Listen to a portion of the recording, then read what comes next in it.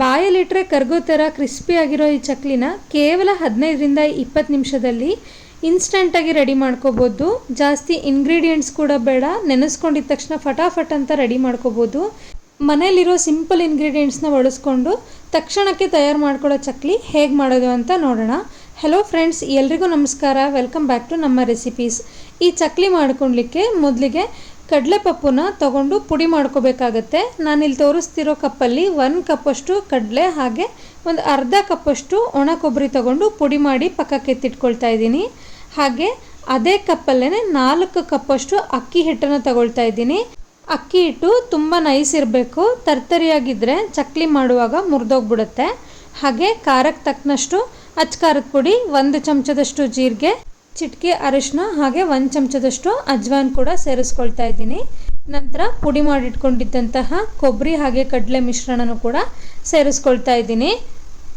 ಈ ಪುಡಿನೂ ಕೂಡ ತುಂಬ ನೈಸಾಗಿ ಮಾಡ್ಕೋಬೇಕಾಗತ್ತೆ. ಇದನ್ನೆಲ್ಲವನ್ನು ಹಾಕಿದ ನಂತರ ಒಂದ್ಸಲ ಎಲ್ಲ ಚೆನ್ನಾಗಿ ಮಿಕ್ಸ್ ಮಾಡ್ಕೊಳ್ತಾ ಇದ್ದೀನಿ.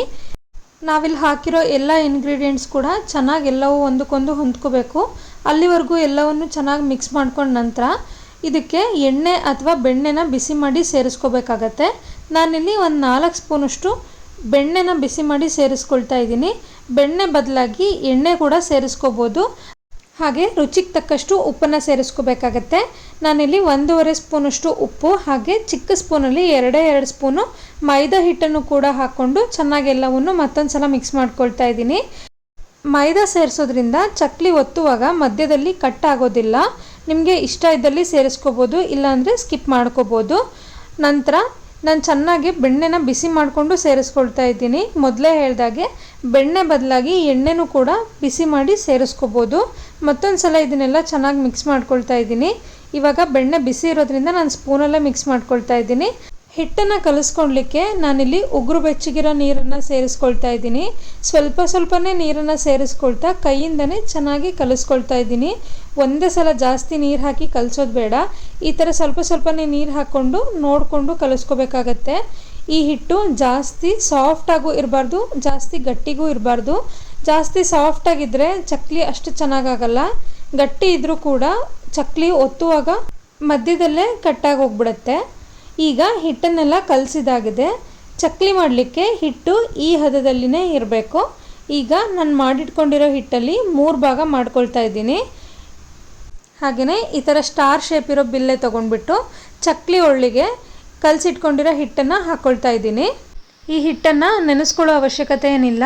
ಹಿಟ್ಟು ಕಲಸಿದ ತಕ್ಷಣವೇ ಡೈರೆಕ್ಟಾಗಿ ಚಕ್ಲಿ ಮಾಡ್ಕೋಬೋದು. ಆದರೆ ಈ ಹಿಟ್ಟು ಒಣಗಬಾರ್ದು. ಹಾಗಾಗಿ ನಾನಿಲ್ಲಿ ಒಂದು ಪ್ಲೇಟ್ನ ಮುಚ್ಚಿಡ್ತಾ ಇದ್ದೀನಿ. ಅದೇ ಪ್ಲೇಟ್ ಮೇಲೇ ನಾನು ಚಕ್ಲಿನ ಹೊತ್ಕೊಳ್ತಾ ಇದ್ದೀನಿ. ನಿಮಗೆ ಯಾವ ಸೈಜಿಗೆ ಬೇಕೋ ಆ ಸೈಜ್ ಮಾಡ್ಕೋಬೋದು. ನಾನಿಲ್ಲಿ ಸ್ವಲ್ಪ ಮೀಡಿಯಮ್ ಸೈಜ್ ಚಕ್ಲಿಗಳನ್ನೇ ಮಾಡ್ಕೊಳ್ತಾ ಇದ್ದೀನಿ. ಒಂದು ಬ್ಯಾಚಲ್ಲಿ ಎಷ್ಟು ಚಕ್ಲಿ ಇಡಿಸುತ್ತೋ ಅಷ್ಟು ಚಕ್ಲಿನ ಒಂದೇ ಸಲ ಈ ಥರ ಒತ್ತಿ ಇಟ್ಕೊಂಡ್ರೆ ಕರಿಲಿಕ್ಕೂ ಕೂಡ ಈಸಿ ಆಗುತ್ತೆ. ಈ ಥರ ಚಕ್ಲಿ ಮಾಡ್ಕೊಳ್ಲಿಕ್ಕೆ ಯಾರ ಸಹಾಯನೂ ಬೇಕಾಗೋದಿಲ್ಲ, ಒಬ್ಬರೇ ಆರಾಮವಾಗಿ ಮಾಡ್ಕೋಬೋದು. ನೋಡಿದ್ರಲ್ವಾ, ಈ ಚಕ್ಲಿಗಳನ್ನು ಒತ್ತುವಾಗ ಮಧ್ಯದಲ್ಲಿ ಎಲ್ಲೂ ಕೂಡ ಕಟ್ಟಾಗಲಿಲ್ಲ, ತುಂಬಾ ಚೆನ್ನಾಗಿ ಬಂದಿದೆ. ಹಾಗೆಯೇ ನಾನು ಪಕ್ಕದಲ್ಲಿ ಎಣ್ಣೆನ ಬಿಸಿಯಾಗಲಿಕ್ಕೆ ಇಟ್ಕೊಂಡಿದ್ದೀನಿ. ಎಣ್ಣೆನೂ ಚೆನ್ನಾಗಿ ಕಾದಿದೆ. ಈಗ ಈ ಚಕ್ಲಿಗಳನ್ನೆಲ್ಲ ಎಣ್ಣೆ ಒಳಗಡೆ ಹಾಕ್ಕೋಬೇಕಾಗತ್ತೆ. ಈ ಥರ ಫ್ಲಾಟಾಗಿರೋ ಒಂದು ಸೌಟಿನ ಸಹಾಯದಿಂದ ಈ ಚಕ್ಲಿಗಳನ್ನು ಎಣ್ಣೆ ಒಳಗಡೆ ಸುಲಭವಾಗಿ ಬಿಟ್ಕೋಬೋದು. ಚಕ್ಲಿನ ಎಣ್ಣೆಲಿ ಹಾಕುವಾಗ ಮುರಿಯುತ್ತೆ ಅನ್ನೋ ಟೆನ್ಷನ್ ಕೂಡ ಇರೋದಿಲ್ಲ. ಹಾಗೆ ಚಕ್ಲಿ ಹಾಕೋ ಟೈಮಲ್ಲಿ ಎಣ್ಣೆ ಚೆನ್ನಾಗಿ ಕಾದಿರಬೇಕು. ಹಾಗೆ ಫ್ಲೇಮ್ ಸ್ವಲ್ಪ ಹೈಯಲ್ಲೇ ಇರಲಿ. ಎಲ್ಲ ಚಕ್ಲಿಗಳನ್ನು ಹಾಕಿದ ನಂತರ ಮೀಡಿಯಮ್ ಫ್ಲೇಮ್ಗೆ ಇಟ್ಬಿಟ್ಟು ಒಂದು 2 ನಿಮಿಷ ಹಾಗೆಯೇ ಬಿಟ್ಬಿಡೋಣ. ಹಿಟ್ಟು ಸ್ವಲ್ಪ ಹಸಿ ಇರುವಾಗ ಸೌಟಲ್ಲಿ ತಿರುಗಿಸಿ ಚಕ್ಲಿಗಳನ್ನು ಡಿಸ್ಟರ್ಬ್ ಮಾಡಿದ್ರೆ ಮುರಿದೋಗೋ ಸಾಧ್ಯತೆ ಇರುತ್ತೆ. ಹಾಗಾಗಿ ಒಂದು 2 ನಿಮಿಷ ಆದಮೇಲೆ ಇನ್ನೊಂದು ಕಡೆಗೆ ತಿರುಗಿಸ್ಕೊಂಡು ಕರಿತಾ ಇದ್ದೀನಿ. ತೀರಾ ಲೋ ಫ್ಲೇಮಲ್ಲಿ ಇಡೋದು ಬೇಡ, ಮೀಡಿಯಮ್ ಫ್ಲೇಮಲ್ಲೇ ಇಟ್ಬಿಟ್ಟು ಚಕ್ಲಿನ ಕರಿಬೇಕಾಗತ್ತೆ.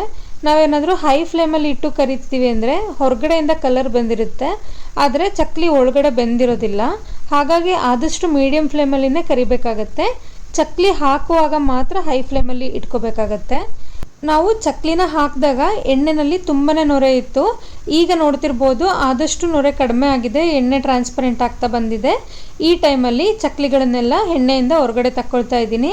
ಹಾಗೆಯೇ ಜರಡಿನಲ್ಲಿ ಈ ಥರ ಒಂದ್ಸಲ ತಕ್ಕೊಂಡು ನೋಡಿದ್ರೇ ಗೊತ್ತಾಗುತ್ತೆ, ಆ ಶಬ್ದದಲ್ಲೇ ಚಕ್ಲಿ ಆಗಿದೆನೋ ಇಲ್ವೋ ಅಂತ. ಹೇಗೂ ವರಮಹಾಲಕ್ಷ್ಮಿ ಹಬ್ಬ ಹಾಗೆ ಗಣೇಶನ ಹಬ್ಬ ಹತ್ತಿರದಲ್ಲೇ ಇದೆ.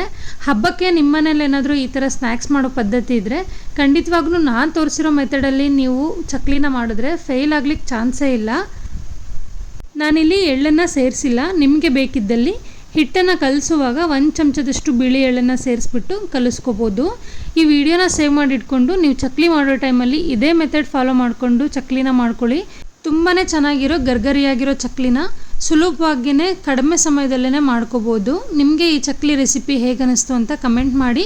ಮತ್ತೆ ಸಿಗ್ತೀನಿ ಮುಂದಿನ ವಿಡಿಯೋದಲ್ಲಿ ಇನ್ನೊಂದು ಹೊಸ ರೆಸಿಪಿ ಜೊತೆ. Thank you for watching this video.